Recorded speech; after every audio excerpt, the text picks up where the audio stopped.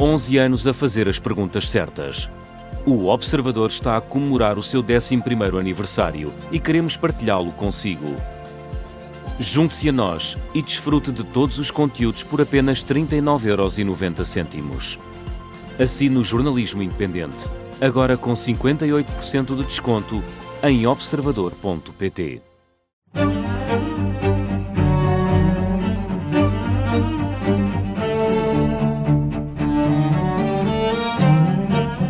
Ter uma reunião nunca aconteceu, mas ter que fazer determinada tarefa, essa tarefa não deixou de acontecer porque havia boas ondas. Foi primeiro boas ondas e depois a tarefa foi feita com outra alegria.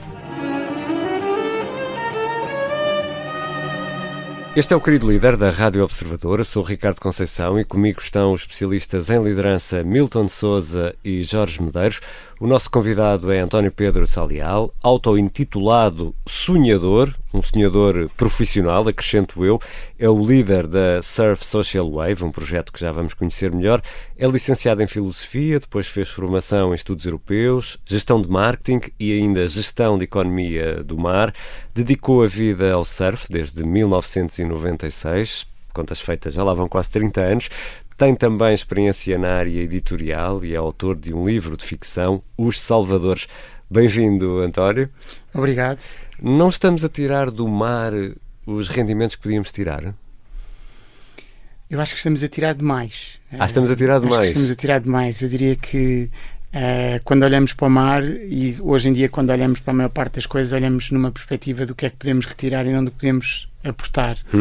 Eu acho que nós tiramos um bocadinho do mar sem aportar pouco ao mar. Então, de alguma forma, a maneira como nós vamos vivendo os nossos dias, que estão muito ligados àquilo que é a nossa vida atual, não é? De consumo, acaba por olhar para o mar também como uma fonte de consumo e na realidade o mar é uma fonte de vida e portanto é preciso refletir um bocadinho sobre isto. Esta minha pergunta se calhar informava desse mal, que é partir mesmo do princípio que se calhar há mais riqueza que podemos tirar do mar e não estamos a tirar, mas afinal estamos a devolver menos. Pouco, eu acho que estamos a devolver pouco, não é? Eu acho que nós devolvemos genericamente.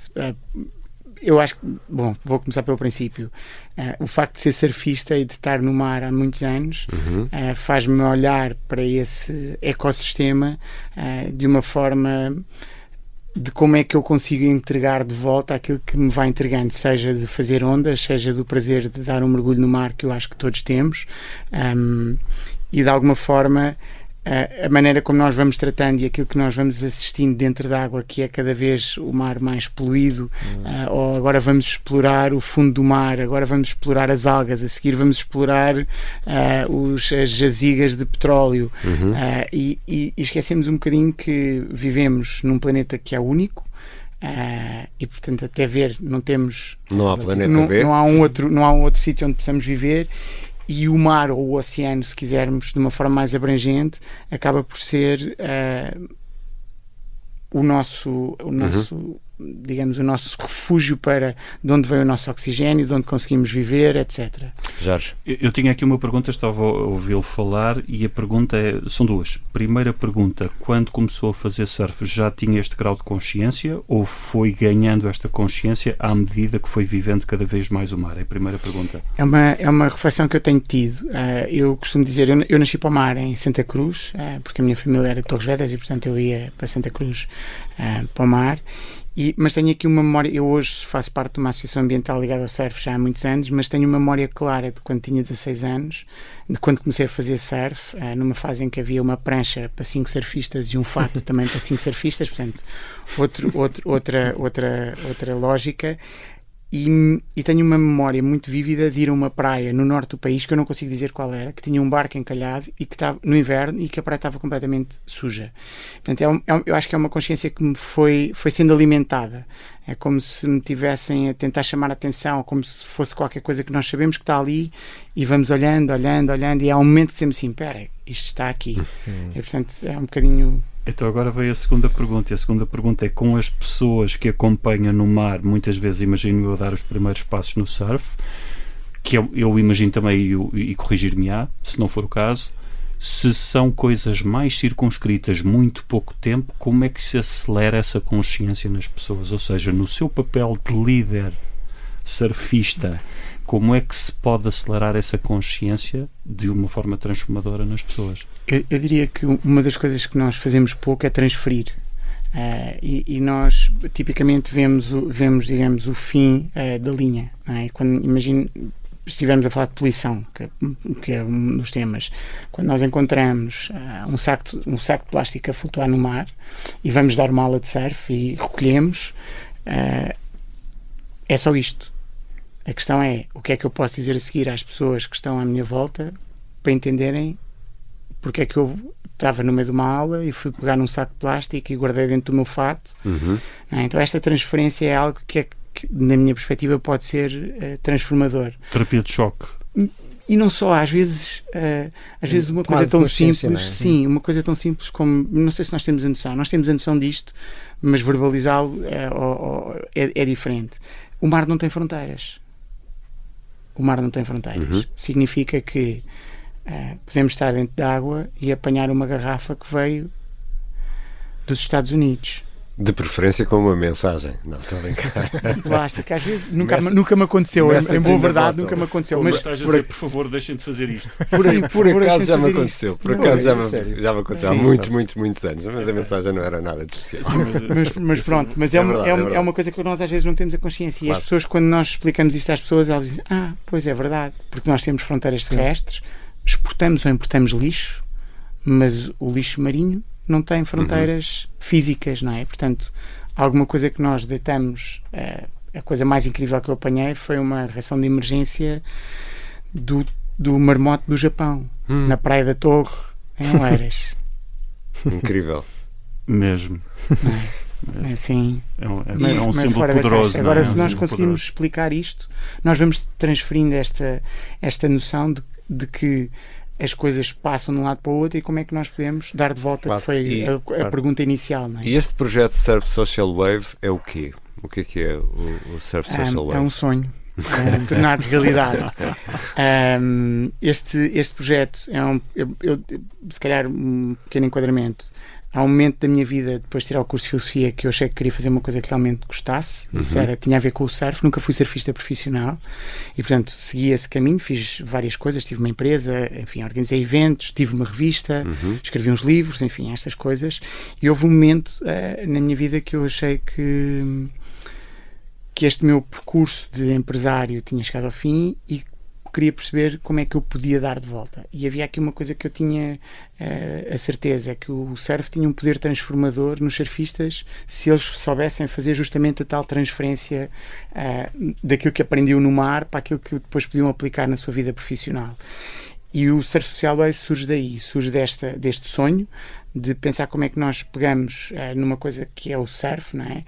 E tivemos, como imaginam, muitas pessoas que imediatamente não perceberam, disseram, também, ok, António Porreiro, mas surf, empregabilidade, esquece, como é que vais ligar isto, não é? E que hoje olham para isto de uma forma diferente. Nós fomos construindo um processo muito ancorado também naquilo que é a observação, enfim, e eu diria que olhar para as pessoas é uma coisa importante e a observação das pessoas é uma coisa importante e retirar daí aprendizagens, e a nossa aprendizagem foi, ou tem sido, que nós olhamos pouco para nós. Nós olhamos, eu pergunto muitas vezes às pessoas quando converso sobre este assunto, que é quem é que se sorri ao espelho de manhã quando acorda, e a maior parte das pessoas diz que não. É uma excelente pergunta. E eu acho sempre que sorrir ao espelho quando acordamos de manhã é sempre uma boa estratégia, porque alguém sorri logo de volta para nós, não é? Portanto, o dia pode começar melhor. Logo bem dispostos. Não é? Sim, se o dia for péssimo. No outro dia tivemos aqui o Crespo de Carvalho, que o professor Crespo de Carvalho dizia precisamente sobre o momento de fazer a barba de manhã, como era um momento difícil e de verdade, não é? Mas se nós sorrirmos para nós, enfim, o dia pode depois, se for um dia muito mau, já alguém sorriu para nós, e portanto há aqui alguma coisa que também trabalha com a nossa Tem essa disciplina todos os dias, António? Tenho. Há um momento todos os dias específico entre beber água e olhar para o espelho a primeira vez e pensar, não, bora lá. Mesmo quando os dias estão a correr mal e quando há um bocado estamos a falar de desilusão, não é? Exato.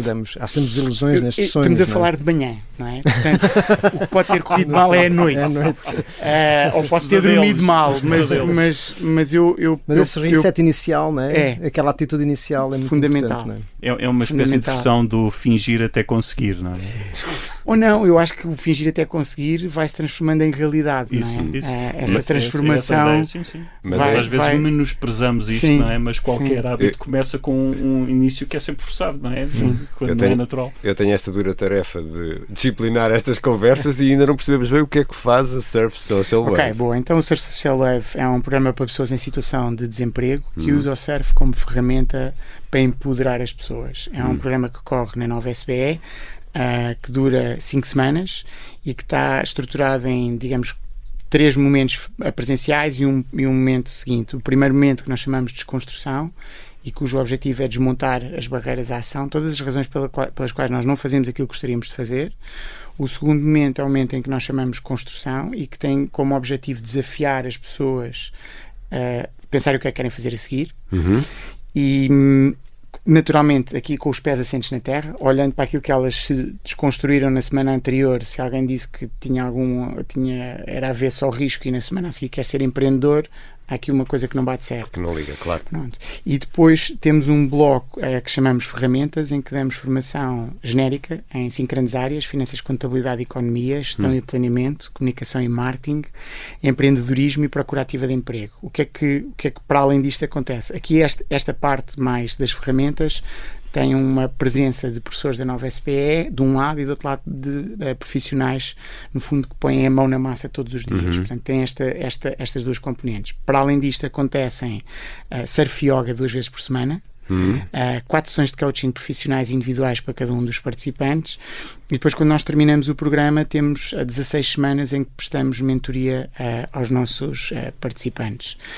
Basicamente isto é o que faz a Associação Surf Social Wave. Vou explicar que terminámos esta semana que passou a 25ª edição. Exato. Fazemos 4 edições por ano. 25ª já. 25ª, sim. E que temos, à data de hoje, uma taxa de sucesso de retorno ao mercado de trabalho de 90%. Sendo desses 90%, 60% das pessoas empreendem e 40% das pessoas procuram emprego.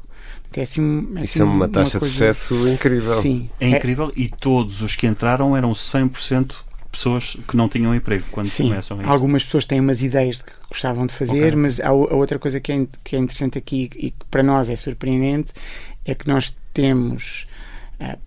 nós recebemos poucas pessoas de cada vez, recebemos 12 pessoas de cada vez, portanto estamos muito focados nas pessoas, mas temos esta lógica de recebemos pessoas do mundo inteiro que vivem em Portugal ou em Lisboa, e recebemos pessoas de muitos escalões etários diferentes. Ou seja, recebemos um miúdo que acabou o 12º ano, não entrou na faculdade e está a pensar o que é que vai fazer a seguir, como recebemos uma pessoa de 65 anos que teve imigrado a vida inteira, regressou para Portugal e está a reinventar. São selecionadas? Candidatam-se. Nós tipicamente abrimos as inscrições, as pessoas candidatam-se, nós temos uma parceria com uma empresa de recrutamento que faz a parte das entrevistas, e depois nós selecionamos de acordo com aquilo que nós identificamos, com algumas coisas que nós...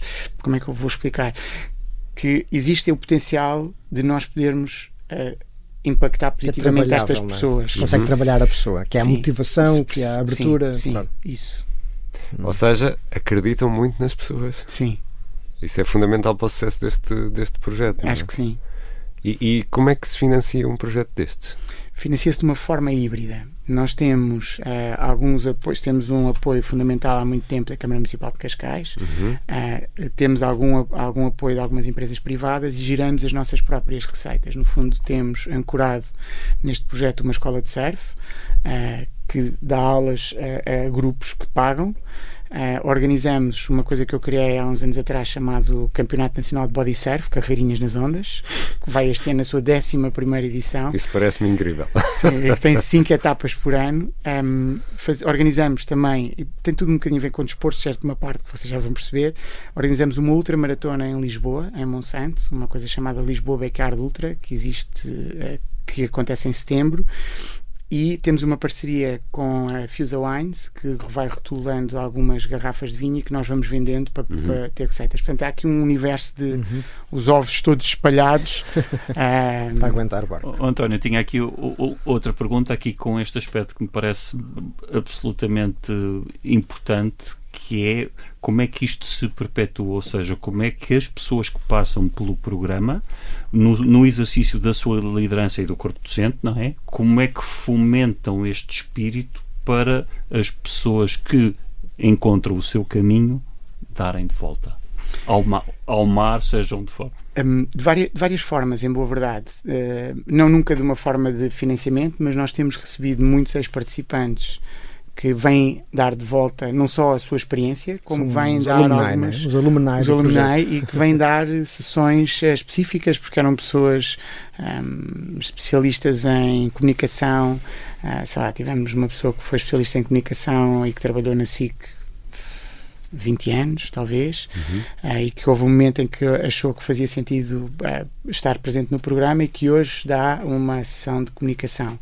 E, portanto, isto é uma coisa que tem acontecido, é uma coisa que eu também não expliquei muito bem, mas nós temos pessoas que se candidatam desde o 12º ano até o doutoramento e, portanto, temos um universo muito rico de participantes que permite depois também nós pedirmos de volta essa ajuda e as pessoas dão essa ajuda. Tinha aqui uma pergunta, António, porque disse que tinha um sonho, não é? O sonho, na verdade, já é realidade.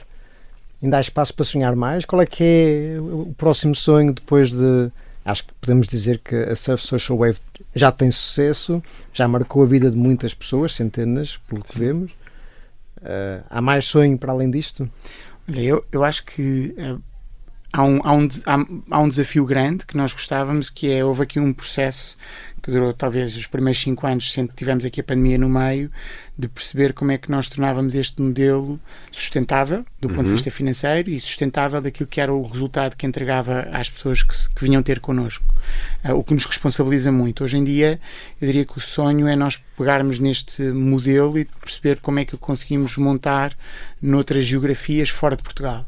Nós assumimos que íamos ficar em Portugal neste contexto, Nova SBE, Conselho de Cascais, e assumimos-lo frontalmente com todos os nossos parceiros. Portanto, era muita gira irem para o Porto, mas nós fazemos isto aqui e é aqui que queremos continuar a fazer, mas podemos receber pessoas do Porto e temos recebido pessoas de vários sítios do país.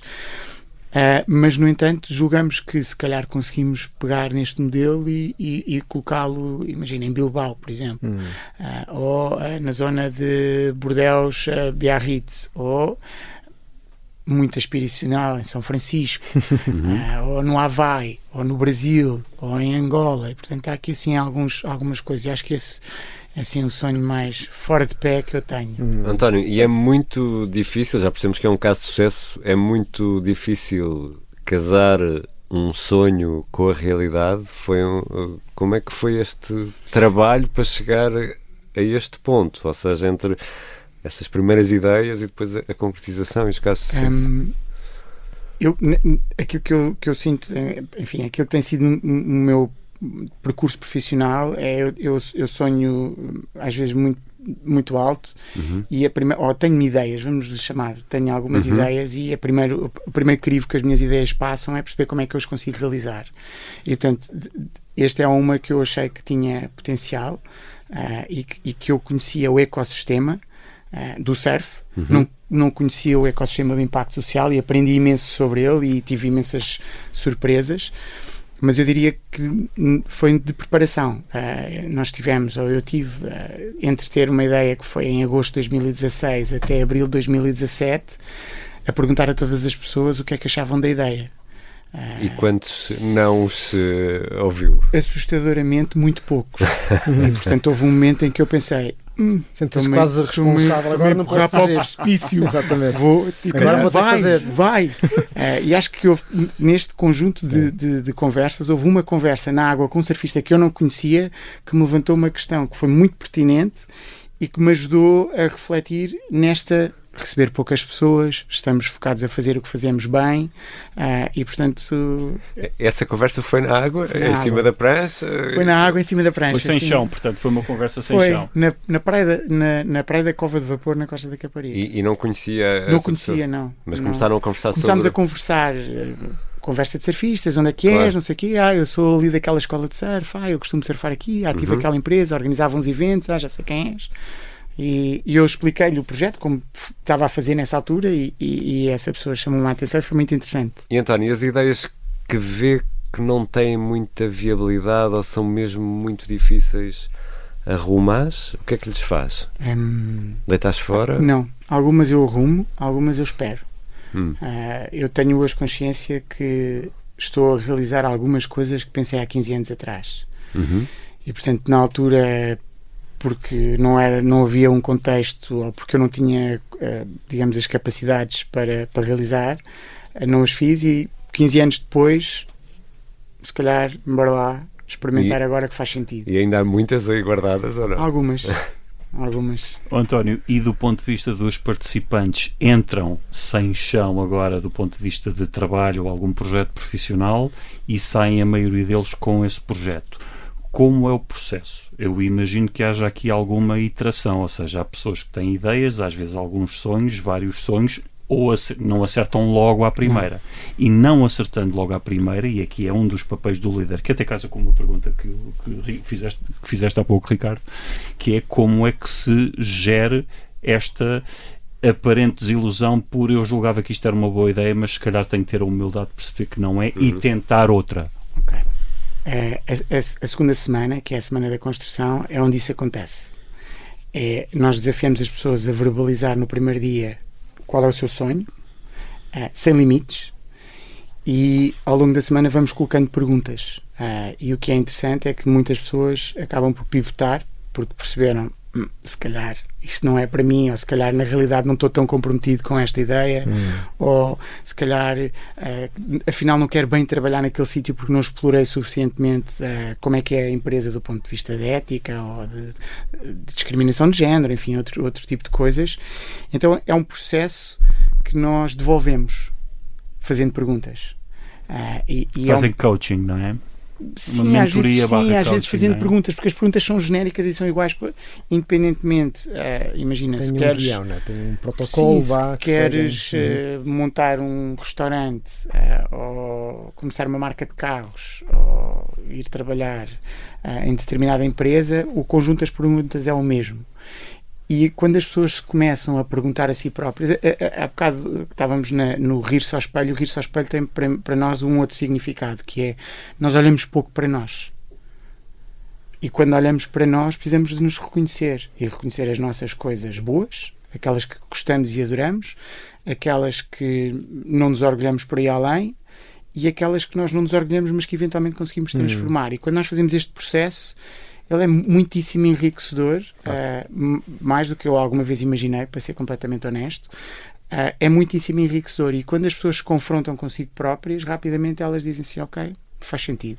Se calhar não é este o meu sonho, ou não é esta a minha ideia agora, ou é esta a minha ideia, mas se calhar vou demorar 3 anos a chegar lá, então como é que eu faço este caminho?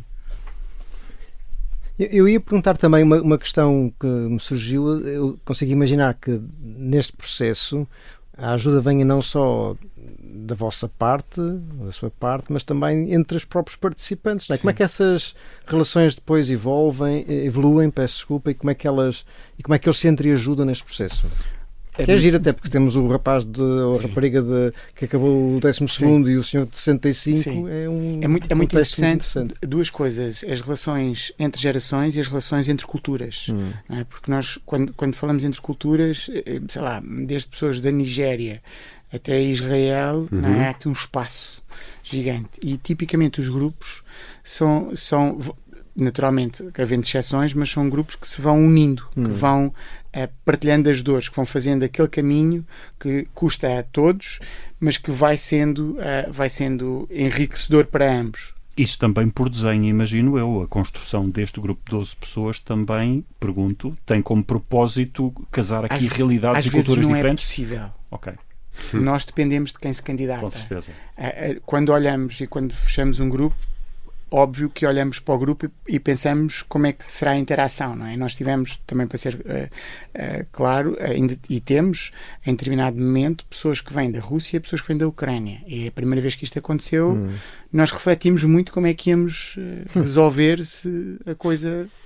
Na sala, no meio do não mar, é? Ainda o mais grave era no meio do mar, no meio da sala, no meio da nova, não é? Tipo, Claro. era um desafio e na realidade depois como é que correu? Correu super bem, porque as pessoas vieram ambas pela mesma razão. Estou a lembrar-me agora aqui um pensamento paralelo, mas tem a ver com isto, do Daniel Barenboim, o maestro, que tem uma orquestra, ele é judeu e portanto tem uma orquestra em que metade mais coisa menos coisa da orquestra é israelitas, judeus, e outra metade palestinianos. Isto é um exemplo música, absolutamente sim. unificador e inspirador. E depois percebemos que há muito mais que nos une do que nos separa, não é? E o mar serve como elo de ligação, não é? E a situação deles, não é? António Pedro, nós temos sempre 4 perguntas fixas que fazemos a todos os convidados e queria obviamente fazê-las a si. António, qual foi o pior momento, ou os piores momentos, ou qual foi o pior falhanço, ou qual foi o pesadelo no meio desses sonhos que teve? Da carreira, claro. Vamos falar da carreira. Sem ter um momento específico, eu acho que os meus piores momentos são aqueles em que eu reconheço que cometi um erro que teria sido evitável. E isso é algo que me mói muitas vezes e que eu procuro. Diz que os espetaculares aprendem com os erros dos outros, não é? Os normais aprendem com os seus próprios erros e depois há uns que nunca aprendem nem com os seus nem com os dos outros. Pronto, eu estou nos normais e portanto eu tento aprender com os meus erros, mas aquilo que me trouxe, eu diria, os meus piores momentos foram os erros que eu cometi que poderia ter evitado. Mas que sabia na altura. Exatamente, é isso mesmo. Porque nós já temos aqui no programa focado, não é a primeira vez, a forma como as pessoas, isto é um programa de liderança, mas isto é generalizável, a forma como as pessoas interpretam as suas escolhas passadas à luz do que sabem hoje. Algumas escolhas foram um risco e foram um risco mal calculado. Ou seja, alguns erros têm origem em fazer uma análise da situação, perceber que há um risco grande de a situação não correr bem e avançar na mesma. Se lhe quiserem chamar, é ir contra a nossa intuição, ou contra o nosso sexto sentido, ou quando nós percebermos se calhar isto não vai mesmo correr bem, dizemos não, mas vai correr bem. O fingir até acontecer, não é? E esses são momentos a posteriori que trazem imenso António, isto de levar-nos aqui para muito aqui e aproveitar, porque acho que isto aqui até elenca bem naquilo que foi a sua formação original, não é? Que é a filosofia. Será que a filosofia ajuda a interpretar, refletir sobre estes temas de alguma forma, e até na própria missão da Surf Social Wave? Eu acho sempre que tirei o melhor curso do mundo e não foi a minha primeira opção. O de surf? Não, de filosofia. E aprender filosofia, do meu curso de filosofia, eu trouxe 2 coisas fundamentais. A primeira é perspectivar. Isso significa que, na realidade, há uma história gigante do pensamento que nós às vezes não estamos habituados, não é? E sobretudo houve aqui um momento em que o mundo existia pós-Plano Marshall, não é? Ou acontecer uma data de coisas milénios antes. Portanto, a filosofia deu-me essa perspectiva e deu-me outra perspectiva que foi questionar sempre e colocar-me sempre a pensar de ok, é isto, mas será que é isto? Porque é que é isto? E se fosse ao contrário? Claro. E esse sentido crítico e até nós próprios, não é? É um ato de humildade intelectual, de nós percebermos o nosso próprio pensamento, não é? Os líderes deviam ser mais filósofos. Eu diria que sim. Ou deviam ler mais. Menos livros de gestão e mais livros de filosofia. Menos livros de gestão e mais de filosofia. Sim. I second that. E qual foi o melhor momento da carreira? Eu diria que o momento mais emocionante de todos foi, e que seguiu um momento péssimo, foi em 2005, em princípios de setembro, na Praia de Ribeiradilhas. Foi um evento grande de surf que eu organizei, no qual o Tiago Pires, surfista do WCT, ganhou, e que nós começámos de manhã sem ondas. E era o último dia e portanto não havia mais espaço para a janela de espera, e fizemos uma votação entre eu, o chefe dos juízes e o representante dos atletas, Bobby Martínez, que depois que é um surfista ainda hoje conhecido, e eu disse ao Bobby Martínez: eu voto contigo, eu quero acabar isto, eu voto contigo. Já tínhamos aberto a possibilidade, porque ia haver ondas para o dia a seguir, e votámos que sim. O chefe de juízes, contrariado, ajudou, e nós terminámos o campeonato e o Tiago ganhou 2005 em Ribeiradilhas, com a praia completamente cheia. Havia carros parados na A8. Ele é chegar dali, a isso, ele é dali. É uma vitória em casa. É uma vitória em casa, uma coisa muito emocionante. E esta sensação de começar amanhã e pensar assim: está tudo perdido. E chegar ao fim do dia com a vitória de um português em casa, a prova acabou, e quando o Tiago chegou à beira-mar era de noite. Portanto, não havia mais espaço de luz de dia para coisa nenhuma. Eu acho que esse é, sem dúvida nenhuma, um dos meus momentos altos, e que eu tenho sempre este gosto de me lembrar dele. É um sonho impossível tornado possível nesse dia, não é? É o acreditar até ao fim. É o acreditar, é o fazer tudo para acreditar, é organizar-nos para garantir que aquilo que nós queremos conseguimos realizar, e conseguimos envolver uma coisa que vocês falaram há bocado, que eu acho que é muito relevante: conseguimos envolver as pessoas todas e explicámos às pessoas todas como é que ia acontecer, e explicámos quais eram os riscos, e dissemos: embora lá, estamos juntos. E fomos juntos. E foi, eu estava a lembrar-me de uma coisa que o António disse há pouco, quando o Ricardo lhe perguntou sobre as ondas, a dizer que o verdadeiro sabor vem depois de já ter surfado a onda, não é? Portanto, surfou esta onda saborear, do campeonato, e dá para saborear como deve ser. Mas como é que conseguiu trazer todas essas pessoas para essa vontade de resolver tudo nesse dia, quando os factos ou os indícios apontavam para o outro lado? Eu acho que sendo brutalmente honesto, e o ser brutalmente honesto é dizer: isto pode correr tudo mal, mas também pode correr tudo bem. E nós temos aqui duas maneiras de abordar este momento.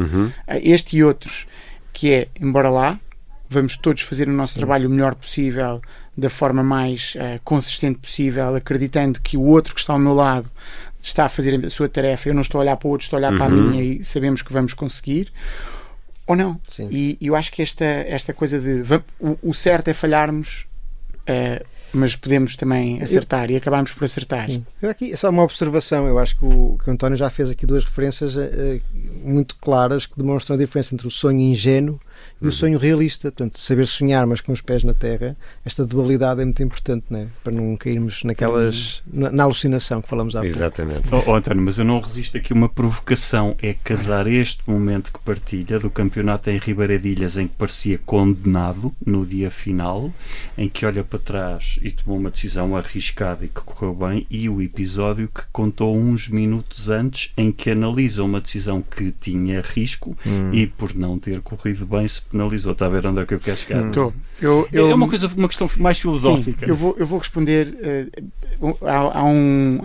As pessoas, às vezes, eu faço uma data de coisas diferentes, e as pessoas acham que eu sou muito fora da caixa.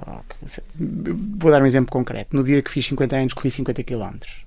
Foi a minha maneira de celebrar o meu aniversário. E as pessoas acham: correste 50 km, és muito radical. E na realidade há uma preparação para isto. E essa preparação é o que determina se nós fazemos ou não fazemos. E esta história é uma história em que a preparação foi toda bem feita e as pessoas estavam todas comprometidas. E é óbvio que há o risco de a coisa não correr bem. Mas aí a bitola, a parada ainda está mais alta, ou seja, até pode ser ainda um dissabor ainda maior. Pode, mas há uma história que eu gosto muito de contar sempre que faço limpezas de praia, que acho que é muito interessante, que é a história de um pequeno pássaro e de um grande incêndio. E o pequeno pássaro, conhecem a história? O pequeno pássaro, há um grande incêndio na floresta, o pequeno pássaro, que é um colibri, vai buscar com o bico um bocadinho de água, despeja no fogo, e os outros animais da floresta dizem: estás maluco, nunca vai dar, quer dizer, já viste o tamanho do teu bico e o tamanho do incêndio. E o colibri responde: eu sei isso, mas eu estou a fazer a minha parte. E eu acho que isso é aquilo que me move, e quando eu tento envolver pessoas que trabalham comigo, é um bocadinho esta coisa: se cada um fizer a sua parte, podemos não apagar o incêndio, mas também podemos apagar. E aí tem o efeito de contágio positivo, que é uma das coisas que também se pretende, não é? Eu tinha aqui mais uma pergunta muito, muito rápida, António, que é: o surf, de todos os desportos, pelo que sei, é um dos desportos em que é mais difícil a pessoa começar a ter algum prazer, até se pôr em cima da prancha, etc. São muitas tentativas, vai ao mar, não consegue, cai muitas vezes. Ou seja, para adquirir essa competência é um caminho muito penoso. E agora vamos fazer uma transposição para a gestão e para a liderança. Do ponto de vista de liderança, como é que inspira as pessoas que muitas vezes não sabem que precisam desenvolver outras competências, que precisam desenvolver as competências e que é normal que demore tempo e que isso não deve gerar frustração? Eu acho que a resposta está na pergunta. O que acontece muitas vezes é que as pessoas percebem, quando vão começar a fazer surf, que há um processo e que esse processo significa que vão cair, que se vão levantar. Já estão convertidos à partida, é isso? Às vezes não. Às vezes não passam da primeira aula. Às vezes não passam da primeira aula. Não, da primeira aula passam, porque eu acho que quando a experiência de estar no mar em determinado momento é muitíssimo poderosa. Do ponto de vista da sensação que a pessoa tem, de liberdade, de está a chover, eu estou dentro da água, estamos em novembro, e o que é que eu estou aqui a fazer? E de repente, isto afinal, eu consigo me pôr em pé. O surf, como outros desportos, tem um trigger muito interessante no nosso cérebro, que é: nós percebemos que não conseguimos, mas que vamos conseguir.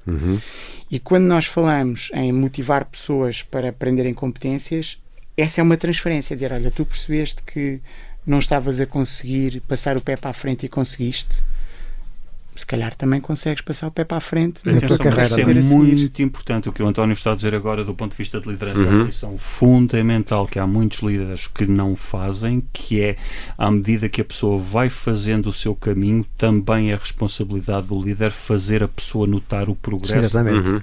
E ter a percepção de que está a evoluir e a melhorar. Isso mesmo. Então, e quando é que o António percebeu: eu é que sou o líder? Qual é o momento em que cai essa ficha? Ainda não caiu, mas é uma boa pergunta. Eu acho que não caiu. Eu acho que eu sinto que eu sou uma pessoa que tem ideias e que tenho alguma capacidade de trazer pessoas atrás das minhas ideias, de uma forma estruturada, não de uma forma ingênua. Mas não tenho uma resposta para essa pergunta. Acho que a ficha não caiu. Vai caindo em determinado momento, em determinadas situações, mas não, líder, não. O António é, obviamente, e à semelhança de outros convidados, alguém muito apaixonado pelo que faz, e isso nota-se, mas nós fazemos sempre esta pergunta, que é se alguma vez deu uma desculpa esfarrapada para não ir trabalhar ou para não ir surfar. Hoje não vou surfar, vou ficar em casa. Aqui é precisamente ao contrário. Vamos imaginar que havia uma reunião daquelas muito chatas, porque nas nossas vidas também há reuniões muito chatas, e as ondas estavam espetaculares. Eu tenho uma coisa que tem acontecido na minha vida. Eu nunca me comprometi a não fazer aquilo que gostava de fazer. O que significa que sempre podia surfar quando me apeteceu. Surfei com os meus filhos a crescer. Isso é uma coisa que para mim não tem preço absoluto, não tem preço, é incrível. E portanto nunca tive essa necessidade de encontrar a desculpa esfarrapada. O que aconteceu foi uma coisa diferente. Foi sempre que estavam boas ondas e foi preciso adiar uma reunião, ou adiar uma reunião nunca aconteceu, mas ter que fazer determinada tarefa. Essa tarefa não deixou de acontecer porque havia boas ondas. Foi primeiro boas ondas e depois a tarefa foi feita com outra alegria. E portanto acho que esse momento acabou por me libertar de dizer assim: desculpem lá, não posso ir porque agora tenho aqui uma coisa a acontecer. Portanto, acho que essa desculpa esfarrapada, felizmente, até hoje, ainda não aconteceu. Vamos ter aqui o tema da priorização. Exato. Obrigado, António. António Pedro, muito obrigado. Milton Sousa, Jorge Medeiros, até para a semana. Obrigado. Os nossos queridos líderes na arte da liderança cá estarão para analisar a prestação de líderes e aspirantes, também para deixar conselhos e, obviamente, teremos outro convidado aqui a partilhar experiências. Eu sou o Ricardo Conceição e este é o Querido Líder, o podcast sobre liderança da Rádio Observador. Até para a semana.